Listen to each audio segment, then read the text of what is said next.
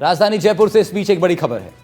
SI भर्ती रद्द करने का मामला गर्माता जा रहा है। जिला मुख्यालयों पर सफल एसआई अभ्यर्थी प्रदर्शन कर रहे हैं। प्रदर्शन में 2021 की भर्ती परीक्षा में जो सब इंस्पेक्टर बन गए थे उनके परिजन भी शामिल हैं। कलेक्ट्रेट पर अभ्यर्थियों का धरना भी हो रहा है। तस्वीरें आपको दिखाते हैं। ठीक वहीं से इस वक्त की बड़ी खबर आपको बता रहे हैं। एसआई भर्ती रद्द करने का मामला अब गर्माता जा रहा है। लगातार अभ्यर्थियों का ये प्रयास रहा कि परीक्षा रद्द हो जाए, लेकिन इसी बीच एक पक्ष वो भी था जिन्होंने परीक्षा पास करी। 859 अभ्यर्थी पास करके सब इंस्पेक्टर की ट्रेनिंग के लिए पहुंचे थे। उनमें से कुछ सब इंस्पेक्टर पद पर तैनात भी हैं। उनकी ये मांग थी कि इनमें से 50, 60, 70, 100, 150, 200 लोग मान लीजिए चीटिंग करके पहुंचे, लेकिन हमारा क्या दोष है। तो एक जो ये पक्ष वाले लोग हैं अब वो प्रदर्शन कर रहे हैं। तो यानी अभी प्रदर्शन नहीं थमा है, प्रदर्शन की वजह जरूर बदल गई है। पहले जो प्रदर्शन था वो भर्ती परीक्षा रद्द करने को लेकर के था। सरकार का पक्ष था हम भर्ती परीक्षा रद्द नहीं करेंगे, लेकिन हाईकोर्ट ने फैसला सुनाया, भर्ती परीक्षा रद्द कर दी।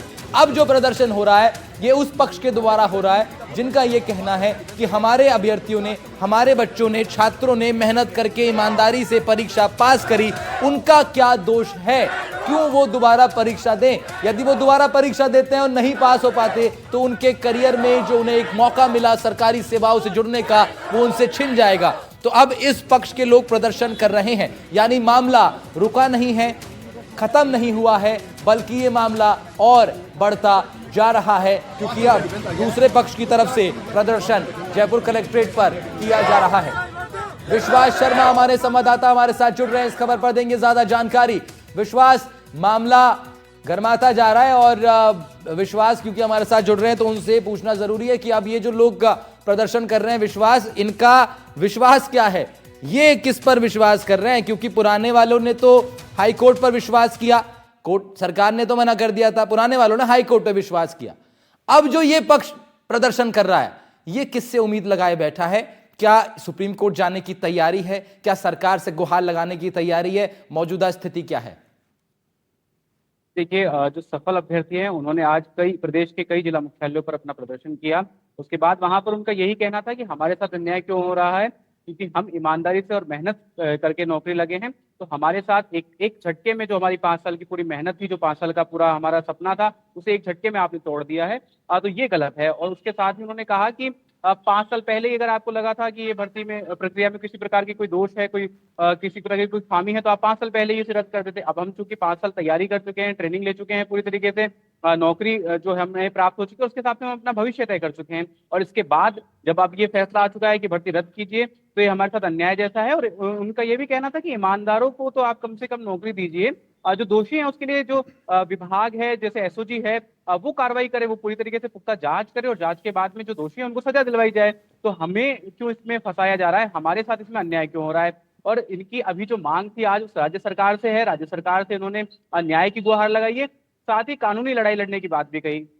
हमने पहले भी बताया था कि जब अभ्यर्थियों के वकील से हमारी बात हुई तो उन्होंने कहा था कि हम जो जजमेंट आया है उसे रीड कर रहे हैं, उसको देख रहे हैं, रिव्यू कर रहे हैं, और उसके बाद में आवेदन भी कर चुके हैं डबल बेंच के समक्ष इस याचिका के लिए, जो फैसला एकल पीठ ने दिया था उसको चुनौती देते हुए। तो ये मामला जो है अब डबल बेंच में जाएगा, डबल बेंच इसकी सुनवाई करेगी। हो सकता है कि आगामी दिनों में जल्द ही इस पर सुनवाई हो और जो डबल बेंच है हाई कोर्ट की, वो इसमें कोई महत्वपूर्ण निर्णय ले, या तो स्टे करने का हो सकता है, या फिर दूसरा ऑप्शन ये है कि हो सकता है कि जो डबल बेंच है वो भी जो सिंगल बेंच का डिसीजन है उसको एज इट इज रख दे।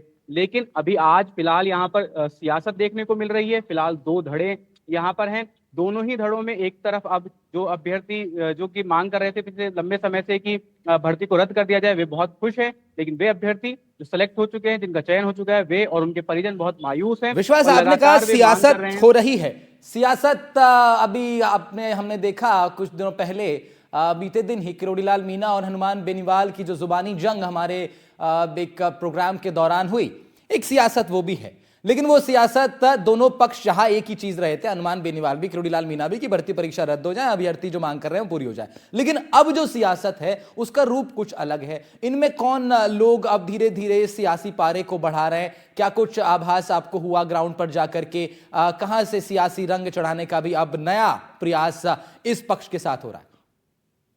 देखिए, 3 धड़ों में सियासत इस वक्त बढ़ चुकी है। एक पक्ष है, एक विपक्ष है, यानी कि एक पूर्व सरकार है, एक अभी की सरकार है। ठीक है, अब चूंकि मुख्यमंत्री भजनलाल शर्मा कह रहे हैं कि हम बड़े मगरमच्छ को पकड़ेंगे और हमने इसमें पूरा फैसला लिया है। अभी इसमें एक बात अहम ये सामने आई है कि जो अभी तक जो सरकारी वकील हैं, जो डबल एजी हैं, जिन्होंने पैरवी की थी, उनकी तरफ से सर्टिफाइड कॉपी नहीं मांगी गई है जजमेंट की।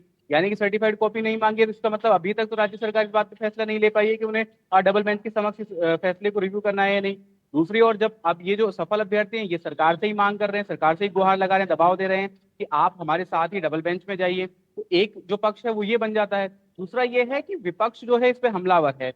जहां सरकार बार बार ये कह रही है कि आपकी सरकार के समय पे घोटाले हुए, आपकी सरकार के समय पे देखिए फर्जीवाड़े हुए, लेकिन वहीं आज पूर्व मुख्यमंत्री अशोक गहलोत ने प्रेस ठीक है। कॉन्फ्रेंस में ये भी कहा कि